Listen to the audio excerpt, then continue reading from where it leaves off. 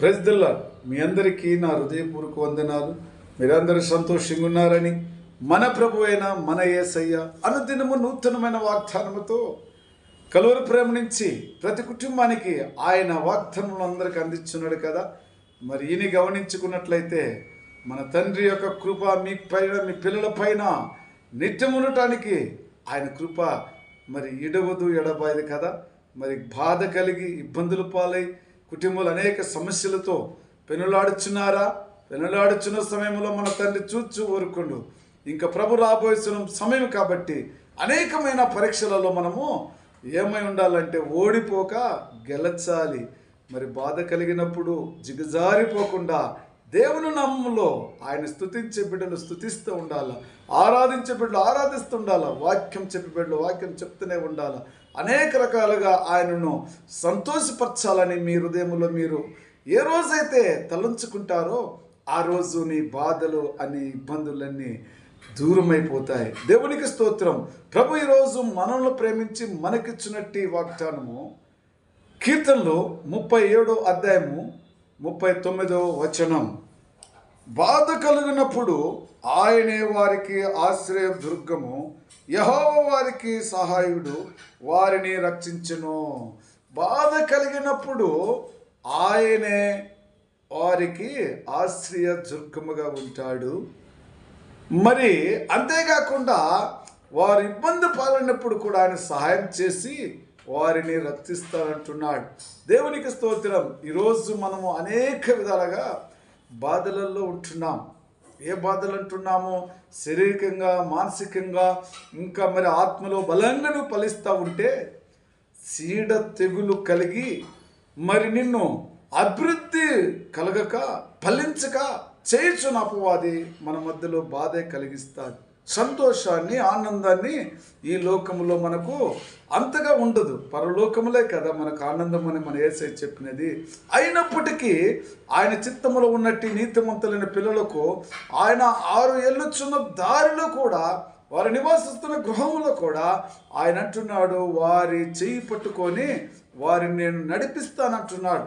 ఎక్కడైతే నువ్వు ఉంటున్నావు బిడ్డ, ఏ పరిస్థితిలో ఉంటున్నావో నీ చేయి పట్టుకొని నేను నీతిమంతుల్ని నడిపించుదును అంటున్నాడు. కాబట్టి మనం ఈరోజు ఆశ్రయదుర్గము మన తండ్రి మనకు తోడుకున్నాడు అని నిబ్బరంగా, ధైర్యంగా ఆయన నామములో ఉంటున్న బిడ్డ, ఈరోజు ఆయన ఖచ్చితంగా నిన్ను అంటున్నాడు, పిలుచుచున్నాడు, నేను నిన్ను రక్షిస్తాను, భయపడకు. ఎన్ని బాధలు కలిగినప్పటికీ ఆశ్రయదుర్గముగా నేను ఉంటున్నాను కదా. మరి అలాంటప్పుడు నీకు ఎలా భయం అని ఆయన మనతో మాట్లాడవచ్చున్నాడు. కాబట్టి ఈరోజు ప్రతి కుటుంబంలో కూడా ఆయన చిత్తాన్ని వదలక స్తుతించటంలోనూ, ఆరాధించటంలోనూ, వాక్యం చదవటంలోనూ, ప్రవచన అనేక మందికి చెప్పటంలోనూ, కుటుంబం ప్రార్థనలతో ఆయన ఘనపరిచే పిల్లలుగా కనిపించాలని శివుర దినములో ఉంటున్నాడు. అయితే ఆయన రాబోచున్నాడు.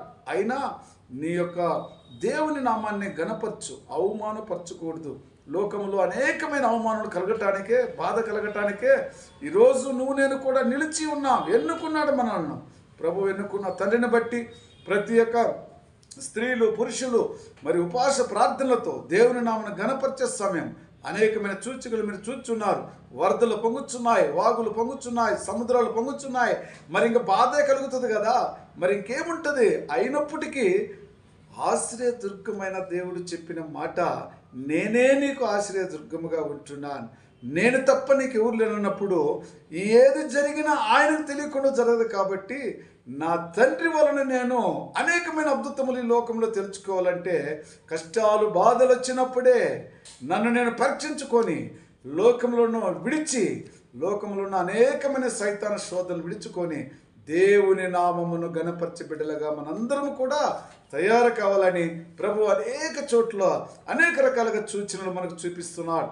ఇప్పటికైనా ఆయన నామములో ఎప్పుడు వేచన కలిగి ఆయన చిత్తాన్ని నడిపించుకోవాలి. లోక ఆలోచనలు, తలంపులు విడిచివేసి జీవగల దేవునితో నేను నడచడానికి సిద్ధపడిన ప్రతి బిడ్డ మరి సమయంలో కొంత ప్రార్థన చేసుకుందాం.